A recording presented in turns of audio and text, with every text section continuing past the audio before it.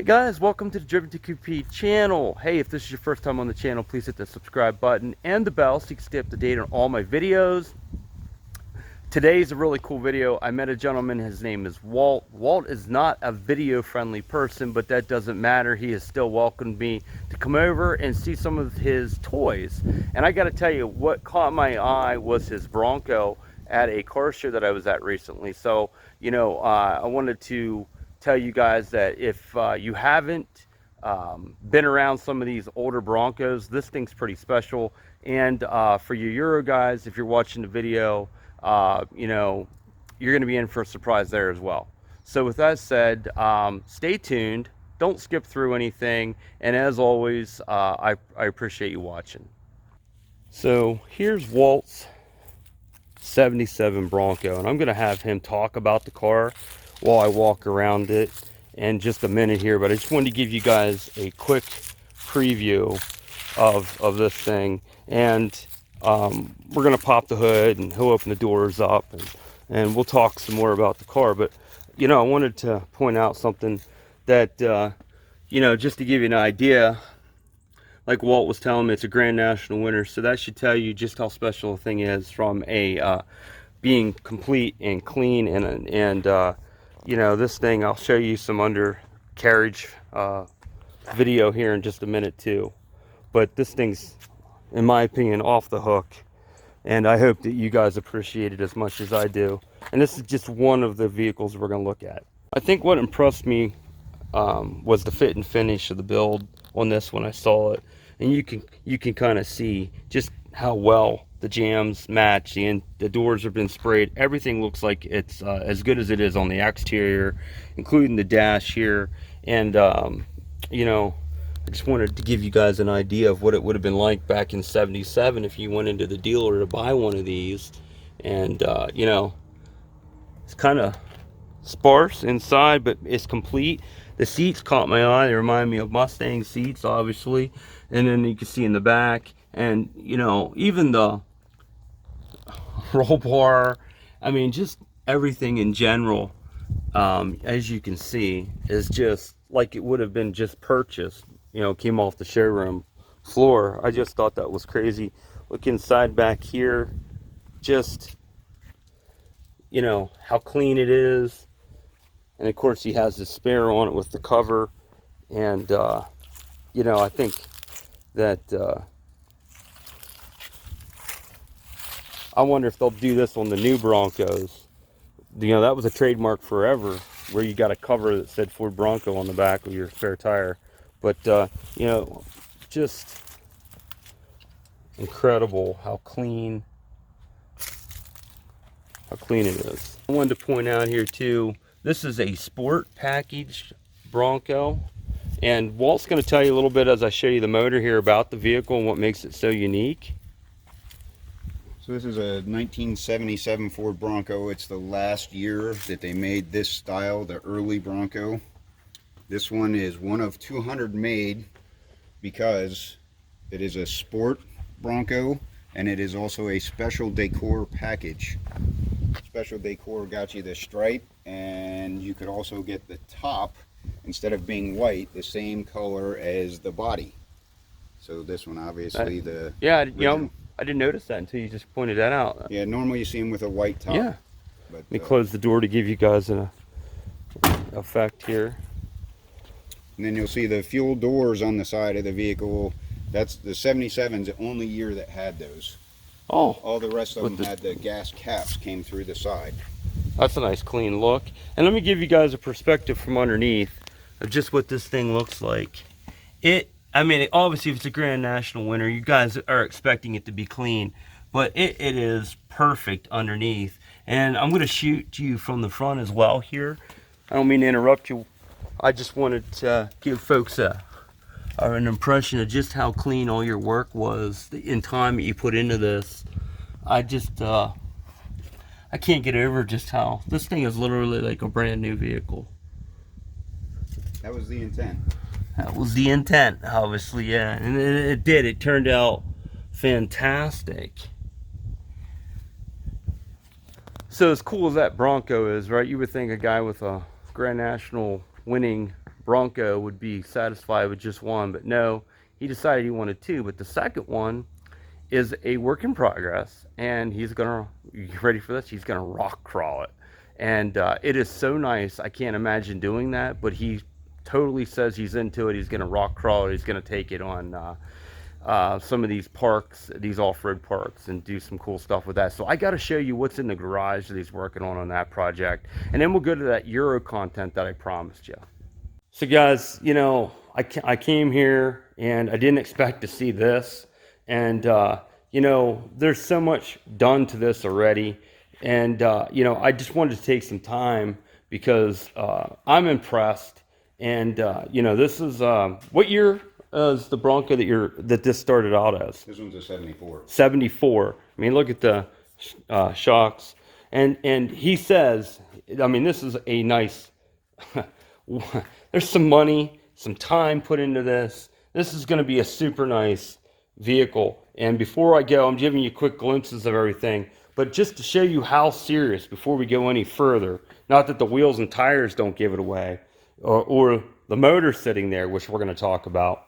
But he plans to have this thing literally on its side. So I want to show you this. He had these, he bought them, and then he had to have somebody make this back piece. But this is so this can lay on its side. Look how thick this is on top of the original factory sheet metal. These are going to be made to be removable for him to pop on and off perhaps if he needs to. But he's planning on truly putting this thing to use. And let me show you some of the stuff sitting around here for it.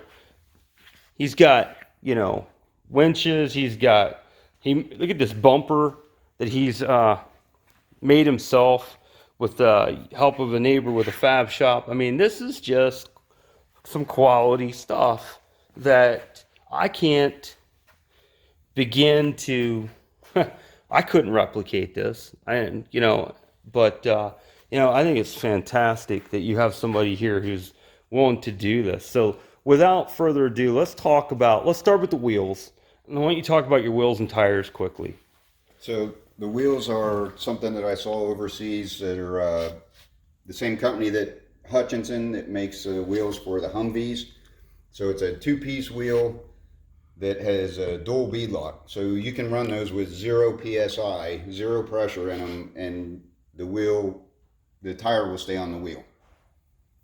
So okay. Max traction that way. And these are those Kevlar reinforced, right? Yep. Tires from Goodyear. Those are 38s, and then I have a set of 40s on aluminum slots that I'm going to run on the street to get a little bit better gear ratio and lower RPM. Well, while you want the gear ratio, let's talk about that. Yeah, so this little piece right here they call a black box, and with this lever inside the cab, I can cut all the gear ratios from the C4 basically in half to get a better crawl ratio out of the. And you can see here where he's going to have the links feeding back here for strength. You can see how he has everything in place. And I mean, just look at the quality. I'm going to zoom in here from the back of the wheel. I just want you guys to be able to see, like, look at the work he's done there. He's upgraded the brakes. You know, they come with drum brakes normally, and I did a disc brake conversion on the rear. This is a Ford 9-inch rear, and this is what's called braced and trussed, so that it's stronger. So this truck can basically stand on the rear 2 tires straight up in the air, and you're not going to bend or break the rear end, hopefully. Fuel cell. I mean, everything. Custom made fuel tank. I mean, everything here. I want to show you, like he had these plates made for underneath. The belly pan. The belly pan. Yeah, let me show you that over here as well. Check that out. I mean, he is serious. He says, it's nice. I built it. Watch out a second here. There we go. Air compressor went off, but he's serious. He's gonna actually use it for what it was intended for. And I think that's just fantastic. And he has a motor sitting here mocked up to give himself an idea of where to place everything. But this is the eye candy here. Why don't you go ahead and talk to our viewers and let them know what you have going on here. So 351 is known for giving good torque. So, and then to bump that up even a little bit more, we bored and stroked it to a 408 local builder, David Guy Racing, helped me out with that. So that's ready to go in now. And this thing is truly a eye candy. Um, I just wanted to give a good show of that. And you know, here's the body. You can see the dash is out. You can see some of the work that he's put into getting this. And this is a work in progress, folks. You know, these things don't get built overnight. And you can see some of the work that he's put into trying to get it back in shape. Yeah, it basically had no floor pans in it when I got it. I had to cut what was left out and put new in. Wow. Did you do those yourself? Yeah. Did. Nice job. I mean, I was looking here at the spot welds and the way you know, nice job there. I mean, I think it's awesome. He cut these out. And oh, I wanted to point out to you as well, and bear with me a second. Let's sneak back out. I wanted to point out to you that he also moved his axles out as far as he could without having to modify the frame because you know, of his approach and departure angles. And I just wanted to point that out as well. So there's a lot going on here, and I just think it's totally cool. And you can see there's some body parts, and then of course he has the roof over here and a roll cage that's been fabbed up for it. And he's talking about mounting an air tank inside, and Custom made roll cage. yeah, all to my design. Yeah, I mean, that's just, it's badass. Okay, guys, so I promised you some Euro content. So I rolled up here, and I didn't even know that Walt was into the Volkswagen stuff like this. But check out the surprise behind me, and let me flip around. So check this out. I'm going to zoom out. Vanagon camper. You don't see these much anymore. And you know, I got to tell you, I was surprised to see the shape that this one's in. And he's been slowly working on it. He tells me he has the dash apart because he said it was what, the heater? The blower fan. Blower fan's bad, so he has to pull all that apart. But I mean, and he's got a new top to put on it and stuff to that nature. But let me give you just a quick, you know, if you stuck around and you're into Euro stuff, this is a cool piece. And you know, it looks very much all original, and you know, it looks great. I love the color. It was one of the first things I said to Walt when I walked in. I said, wow, I like the color. And he said he's had work done to it. It's got a 2.0, still has the 2.0, air cooled in it. And I think you guys can appreciate what we're looking at here. And I think what I'll do is I'll give Walt a minute here to just talk about how these were built. So this is a 1982 Volkswagen Westfalia, and they start their life from Volkswagen as a transporter, just a regular van, and then they're sent to the Westfalia Works in Germany at the time, and are made into campers. That's a fact that I didn't know when I showed up here, so that was cool to learn for the first time today. I wanted to take a quick second too at the end of the video. You know, when I got here, Walt had this thing parked and he needed to move it so we could get the Bronco out.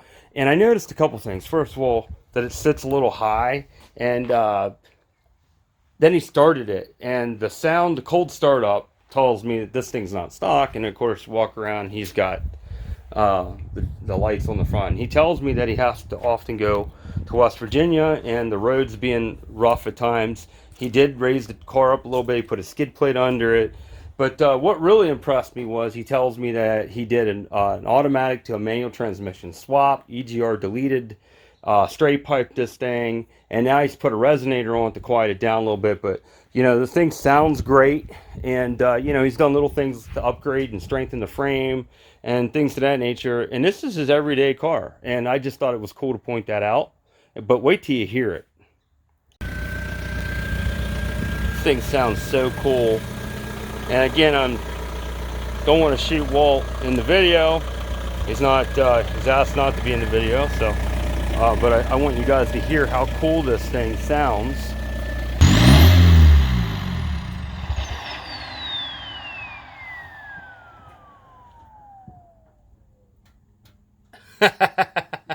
All right, guys, so there you have it.